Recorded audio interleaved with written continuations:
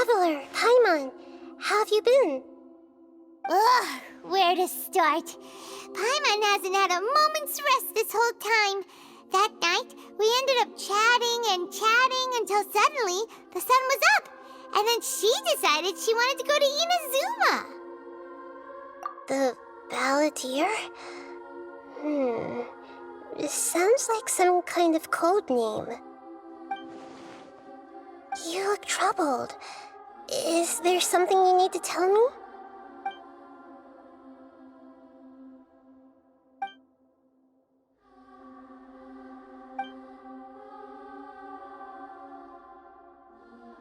Traveler? Hey, what's wrong? You look so upset.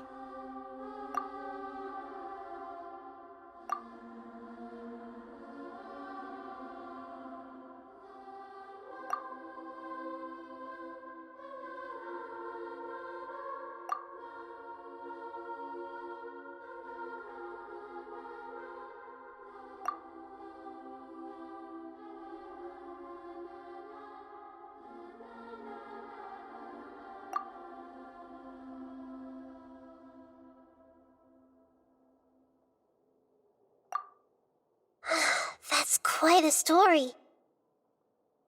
So, this puppet known as the Balladeer erased himself from Irminsul, hoping that he could change the past. But how was he even able to do that? As the Traveler said, he very nearly became Sumeru's deity. Admittedly, I remember it a little differently. I don't recall finding anyone inside the machine after we defeated it. Nevertheless, it does make sense. If someone were to successfully erase themselves from Irminsul, the world would change to reflect the new reality. So, you believe this person really existed, and we just don't remember him because... well, because he literally changed the world? Yes. Theoretically speaking, it is possible to do this. But I'm struggling to imagine the kind of person who would dare go through with it. The Traveler comes from a world beyond to that.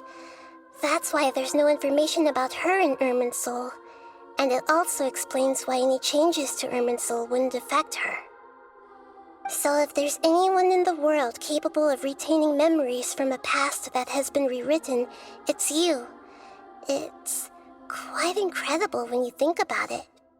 Paimon's having a hard time understanding this Balladeer guy's motivations. Why did he do it? I can only make inferences based on the information we've been given. As for what kind of person he was, only you remember that.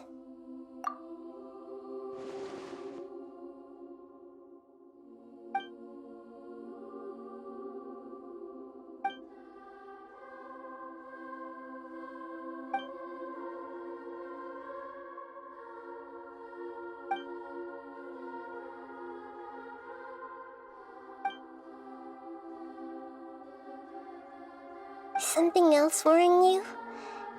Something that you can't share? It couldn't change the fate of the ones who had died, right?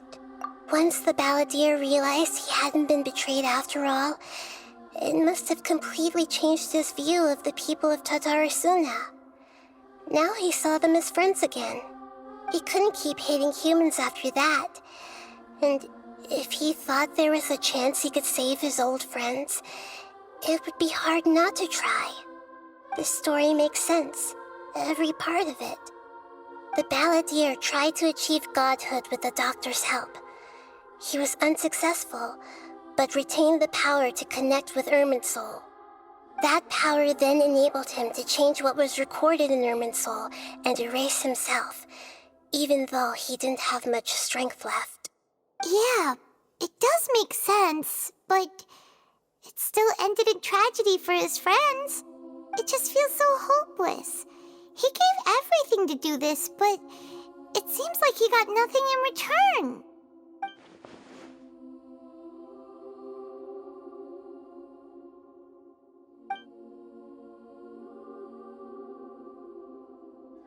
Please wait a moment. I want to check something. Found it. This should be the one. It turns out that I have a strange way of confirming everything she has told us. What is it? A record from a personal collection. It was tucked away in a corner. You should take a look.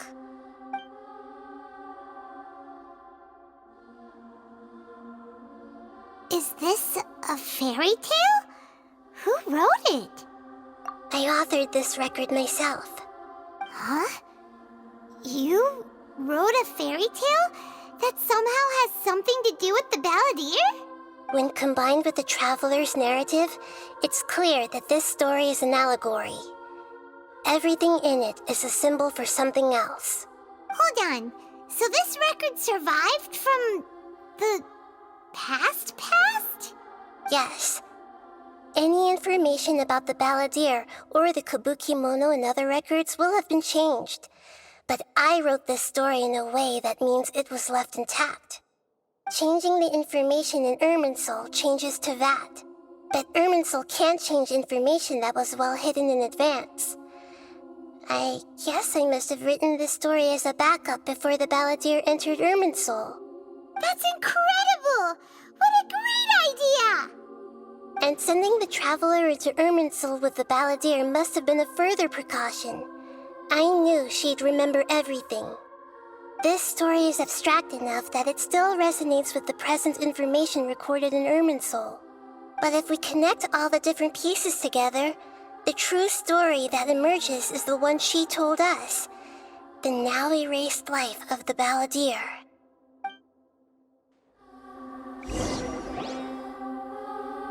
There was once a lone monster draped in fox fur.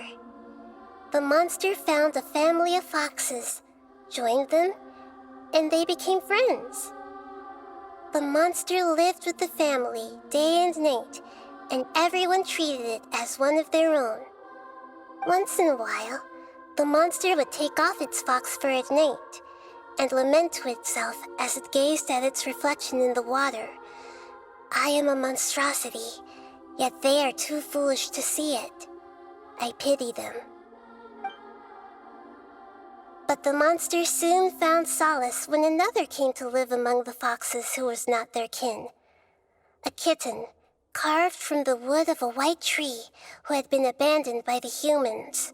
The kitten too wished to become a fox, but its tail was too slender and it could not grow a coat of richly colored fur. Yet when the other foxes saw this, they spoke words of comfort to the kitten. Even without a tail and fur like ours, you are still one of us. Furious at this happy resolution, the monster lit a fire on the mountain. The terrified animals panicked as the fire spread. The only way to extinguish the flames was to make a sacrifice. A gray fox stood up and addressed the monster. It said, "You are the cleverest among us. Surely you can help us find a way to solve this." The monster smiled, led the fox toward the fire, and murdered it. The gray fox's heart was turned into a beautiful drop of water, clear, spotless, and pure. The monster gave the heart of water to the kitten, telling him, "The foxes have decided. You are the one who must be sacrificed. Take this, quench the flames, and die for your fox kin." The fire was extinguished, but the kitten lived. It left that side of the mountain and found a little bird who had a broken wing. The two promised they would spend their whole lives together, but the little bird did not have long left to live. It passed away soon after. After burying the bird, the kitten left the mountain for good. Never again would it cherish a single creature nor a single blade of grass that stood on that mountain. the kitten spent the nights wandering aimlessly, gnashing its teeth at the moon. How it wished to swallow the moon and devour the moonlight. If the world could only return to darkness, then it would finally be peaceful and content. I will become the new moon, the answer to everything. Then, no one will know that there were once birds, foxes, and cats in this world. And no one can know that they were different.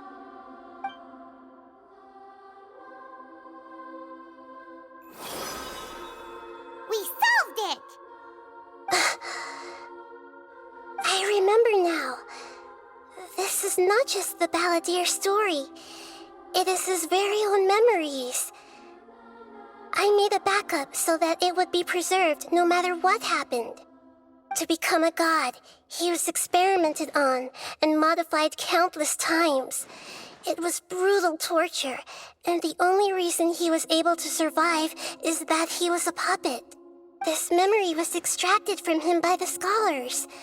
Presumably, they kept it to have something to defend themselves with. Creating a deity was just the first step. Some of them wanted to be able to control it. That's why they backed up his memory for later use.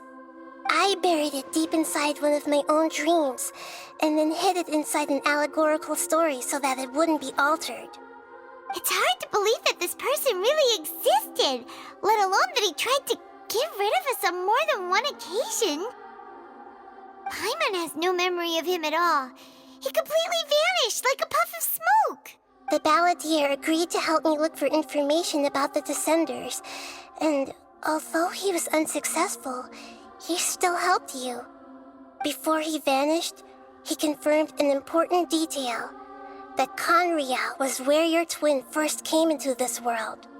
We still don't know how the change to Irminsul will affect the senior ranks of the Fatui, but in all likelihood, they won't even remember their own Harbinger.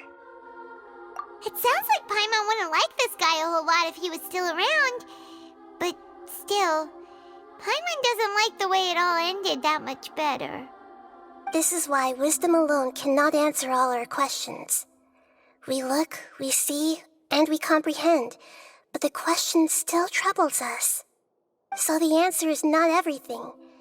People yearn to find the truth and then conquer the troubles they face. When you give someone the truth, you give them a chance to choose their own destiny. To others looking on, this may seem like a pointless endeavor, but for him, the chance to act on his desire to disappear must have meant a lot. Never forget that even when we walk beneath dark clouds along a road filled with suffering, the light of wisdom is always there, guiding us toward a better destination. And that is what you have been doing all along. Yeah, Nahita's right. Cheer up. How about we go get something to eat? We can pick up this heavy conversation again later. Good idea. Paimon, why don't you take her out for a walk to clear her head? You got it. Come on, Traveler. You need to get out of your head for a while. You'll feel much better after taking a walk. Let's go get a snack from one of the stalls in the Grand Bazaar. That'll be sure to lift our spirits. It must be really tough being the only one who remembers all that. But Paimon's always here to help cheer you up.